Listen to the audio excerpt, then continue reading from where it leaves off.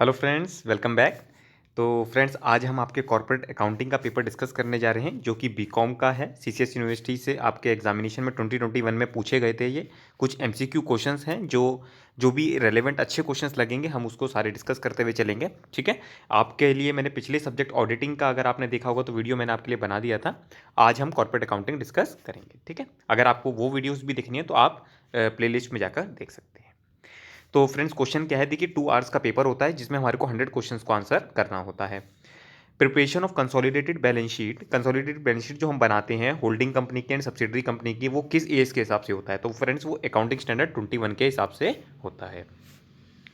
Pre acquisition profit, जब आप किसी सब्सिडरी कंपनी को एक्वायर करते हैं तो जो उसका प्री एक्विजिशन प्रॉफिट होता है वो कहाँ पर जाता है फ्रेंड्स? वो जाता है आपके कैपिटल प्रॉफिट में। ऐसा क्यों सर? क्योंकि जब आपने उस कंपनी को खरीदा तो वो उसके उस प्री एक्विजिशन प्रॉफिट को भी देख के खरीदा होगा। तो क्योंकि अब जब आपने खरीदने के बाद अब जब आप साथ में काम करेंगे तो जो अब आप प्रॉफिट अर्न करेंगे उसको क्या बोलेंगे? Revenue profit. ठीक है ना? तो इसलिए हमारे को चीज़ें रटनी नहीं है, हमारे को समझनी भी है। साथ साथ कि सिर्फ आपने कैपिटल प्रॉफिट की भैया पहले का प्रॉफिट कैपिटल प्रॉफिट होता है इस तरीके से याद नहीं करना, हमारे को चीज़ें समझनी भी है कि इसके पीछे का रीज़न या कारण क्या रहा होगा। ठीक है। इफ़ हाँ, आई थिंक ये जो थर्ड क्वेश्चन है फ्रेंड, इसमें मुझे कुछ मिसिंग लग रहा है, इसको अभी हम रहने देते हैं। फोर्थ क्वेश्चन से हम शुरुआत करेंगे। If a holding company sells shares of it subsidiary company, loss will be debited to. मतलब अगर एक होल्डिंग कंपनी सब्सिडरी कंपनी, भाई देखिए होल्डिंग कंपनी ने क्या किया हुआ, इन्वेस्टमेंट करी हुई है। ठीक है ना? अब आपको अगर इन्वेस्टमेंट में कोई लॉस हो जाता है तो आप कहाँ मेंशन करते हैं? प्रॉफिट एंड लॉस अकाउंट में। सिंपल सी बात है। ठीक है ना? चलिए, ये वाला फिफ्थ क्वेश्चन हम पढ़ लेते हैं। ये थोड़ा सा अच्छा ही आपका कंसोलिडेशन से आपका रिलेटेड उसमें जब लैंड एंड रेवेन्यू की बात आती है रिवैल्यूएशन की, तो क्या ट्रीटमेंट होगा? देखिए फ्रेंड्स, क्या होता है, 1/4/19 को बता रहा है कि आपकी लैंड एंड बिल्डिंग थी 2 लाख रुपए की आपकी बुक्स में। ठीक है सर। तो सर 1 जनवरी 2020 को क्या हुआ, बी लिमिटेड ने परचेज कर लिया 80% shares on the date, value of building revalued कर दी थी 3 लाख रुपए। तो क्या हुआ, अब मैं अगर आपसे बात करूं 1/4/19 से लेकर 31 मार्च 20, ठीक है, पर क्या हुआ 1 जनवरी 2020 को 80% शेयर्स खरीद लिए गए। तो तो अब आपको क्या निकालना है कि जो लैंड बिल्डिंग थी यहां पर तो 2 लाख रुपए की थी, जो रिवैल्यू हुई है लैंड ये यहां पर 3 लाख रुपए की है। तो फ्रेंड्स, यहां पर उसकी वैल्यू क्या थी हमारे को निकालना पड़ेगा। तो क्या हुआ होगा सर, यहां पर डेप्रीसिएशन लग गया होगा उसमें। तो डेप्रीसिएशन कितने महीने का लगेगा? डेप्रीसिएशन लगेगा 9 मंथ्स का। तो 2 लाख में से आप 10% के हिसाब से लगा के 2 लाख में से डेप्रीसिएशन माइनस कर देंगे 9 मंथ्स का। ठीक है सर। कितना आएगा सर, अब बता दीजिए आप। तो फ्रेंड्स, 15,000 का डेप्रीसिएशन आ जाएगा जो आप माइनस कर देंगे। तो आपकी वैल्यू कितनी आ जाएगी? 1,85,000। तो 1,85,000 को अगर आपने 3 लाख का रिवैल्यू कर दिया तो कितने परसेंट बढ़ गया फ्रेंड्स? 1,15,000 रुपए से इंक्रीज हो गया। ठीक है। अब देखिए इस तरीके से फ्रेंड्स हम समझेंगे चीज़ों को तो अच्छे से समझ में आ जाएगा। बजाय कि आप चीज़ें रटना कि यार ये न्यूमेरिकल है छोड़ दो, नहीं आता, क्यों नहीं आता, आप कॉन्सेप्चुअली इस तरीके से भी चीज़ें समझ सकते हैं। तो फ्रेंड्स, अब हम ऑप्शन देख लेते हैं। हमारा ऑप्शन क्या है? 1,15,000 वाला ऑप्शन हमारा यही है। अगर देखिए फ्रेंड्स, किस अब टाइम कम लगाना है हमारे को, तो अब दूसरा आंसर हमारे को निकालने की जरूरत ही नहीं है जब हमारा ये आ गया। अगर ऑप्शन ये सब में सेम होता तो हम दूसरा आंसर देखते। तो ये भी कहीं ना कहीं एक तरीके की टिप्स होती हैं कि आप किस तरीके से art of solving questions. Okay. तो फिफ्थ क्वेश्चन भी हमारा कंप्लीट हो जाता है। सिक्स क्वेश्चन की बात करते हैं। Excess of net asset over purchase consideration. Simple सी बात है फ्रेंड्स, ये तो हम पहले से ही पढ़ते हुए आ रहे हैं, इसको गुडविल बोलते हैं। क्योंकि भाई कोई चीज़ 10 रुपए की है, आप उसको 12 रुपए खरीद रहे हैं। 12 रुपए में क्यों खरीद रहे हैं? क्यों? क्योंकि उस चीज़ की गुडविल है। ठीक है, इस वजह से। डिस्काउंट ऑन डिबेंचर क्या होता है? उसका क्या होता है? इफेक्ट होता है प्रॉफिट्स पे। अगर आपने किसी डिबेंचर पे डिस्काउंट दिया तो इसका मतलब क्या हुआ, आपको तो भाई लॉस हुआ, तो आपके प्रॉफिट पर इफेक्ट पड़ता है। Interest payable on debenture is, interest जो हम देते हैं डिबेंचर्स पे उसको क्या मतलब उसका क्या ट्रीटमेंट होता है? तो बेसिकली फ्रेंड, जो भी आपने इंटरेस्ट दिया, आपने डिबेंचर्स कंपनी ने इशू कर रखे हैं तो आपको ब्याज देना पड़ेगा। ठीक है ना? अब ब्याज देना पड़ेगा आपको, भाई आपने उनसे पैसा लिया, अब आपको ब्याज देना है, तो वो क्या होगा? वो एक तरीके का चार्ज है जो कि आपके प्रॉफिट से कम होगा। ठीक है। दो चीज़ें होती है, चार्ज अगेंस्ट प्रॉफिट और एक एप्रोप्रिएशन। तो दोनों चीज़ों के बारे में आपको डिफरेंस पता होना चाहिए। डिबेंचर, डिबेंचर का क्या मतलब होता है? डिबेंचर एक तरीके का क्या है? सर्टिफिकेट ऑफ लोन है। ठीक है। कॉन्ट्रीब्यूटरी, कंट्रीब्यूटरी मतलब फ्रेंड्स क्या होता है? एक शेयर होल्डर होता है जिसको हम कॉन्ट्रीब्यूटरी बोलते हैं। ठीक है ना। देखिए अब 2 आवर्स में अगर आपको पेपर भी करना है फ्रेंड्स तो भी बहुत सिंपल होता है, इतना कुछ ऐसा दिक्कत नहीं है, बट हाँ अगर आप कॉन्सेप्ट्स के साथ चलेंगे तो आपको कोई इशू नहीं आएगा। नेक्स्ट क्वेश्चन की तरफ चलते हैं। क्वेश्चन नंबर 11 क्या बोलता है, which of the following asset is not included in capital employed. Capital employed में कौन सा असेट नहीं शामिल होता। तो फ्रेंड्स फिक्स असेट शामिल होता है, करंट असेट शामिल होता है, आर्टिफिशियल असेट शामिल नहीं होते, टेंजिबल असेट शामिल होते हैं, ठीक है ना। तो इस तरीके से आप देख सकते हैं। आर्टिफिशियल असेट्स में क्या होगा, प्रीलिमिनरी एक्सपेंसेस वगैरह आपने सुना ही होगा, fictitious assets. Which of the following is not a current asset. Current asset कौन सा नहीं है, स्टॉक करंट असेट है। और ये क्या दे रखा है, प्रीपेड रेंट हमारा करंट एसेट हो गया, ठीक है। कैश हमारा करंट एसेट हो गया। गुडविल हमारी करंट एसेट नहीं है, क्यों, क्योंकि ये हमारा क्या है, इंटेंजिबल असेट है। Which accounting standard relates to goodwill. Goodwill के लिए कौन सा अकाउंटिंग स्टैंडर्ड है फ्रेंड्स, तो गुडविल के लिए अकाउंटिंग स्टैंडर्ड 26 है।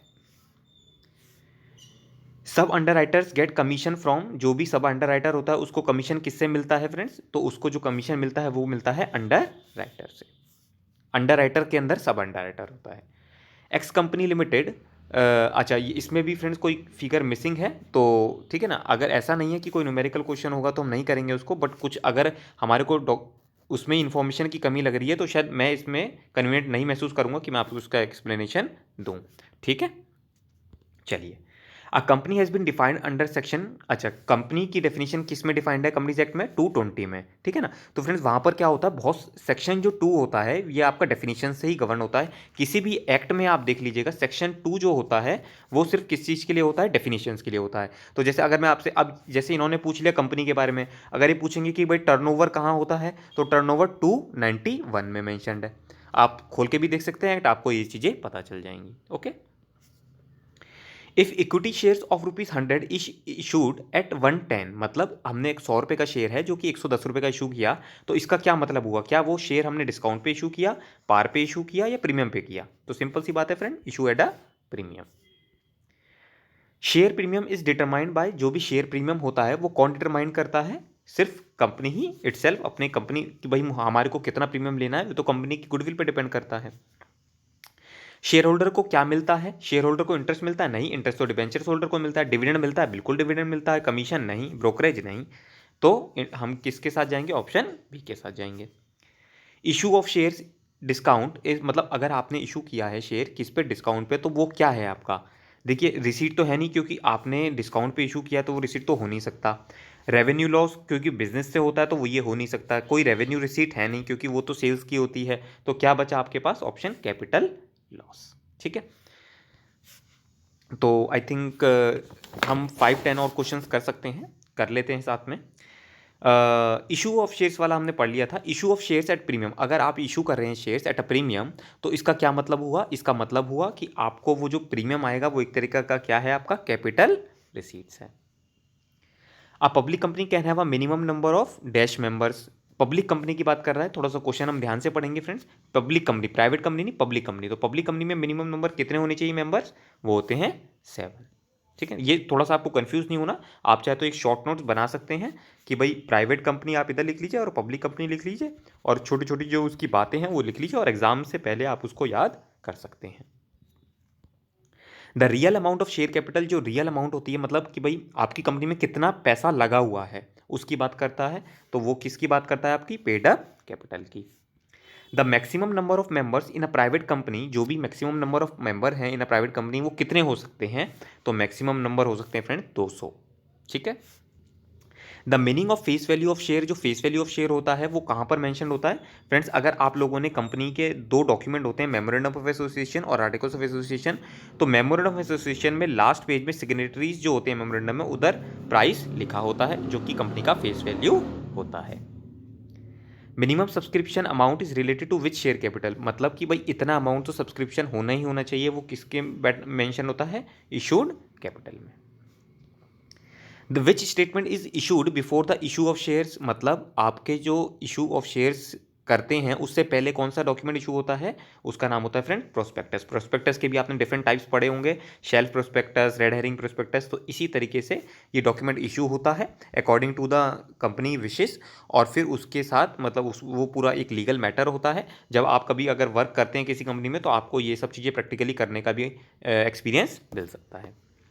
Shares of a private company can be sold through, अगर हम किसी प्राइवेट कंपनी के शेयर्स को बेचना चाहते हैं तो क्या वो स्टॉक एक्सचेंज में लिस्ट होते हैं फ्रेंड्स? नहीं, तो इसका बी तो नहीं हो सकता।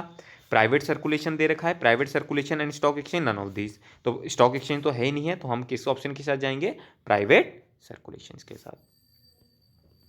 Then one person company is that in which, one person company क्या होती है? जिसमें एक मेंबर होता है, यस एक मेंबर होता है और एक डायरेक्टर भी होता है, बट एक ही मेंबर जो होता है वो ही डायरेक्टर होता है। तो हम पहले शेयर होल्डर्स की बात करेंगे, क्योंकि शेयर होल्डर्स क्या होते हैं? ओनर्स होते हैं कंपनी के, जबकि डायरेक्टर्स तो एजेंट होते हैं कंपनी के। तो हम मेंबर के ऑप्शन के साथ जाना चाहेंगे। ये एक फ्रेंड्स नया कंसेप्ट है, अगर आपको पता होगा, कंपनीज एक्ट 2013 में ये डिफाइन किया गया है, जबकि जो इससे पहला एक्ट था 1956 में, उसमें इस तरीके का कोई कंसेप्ट नहीं था।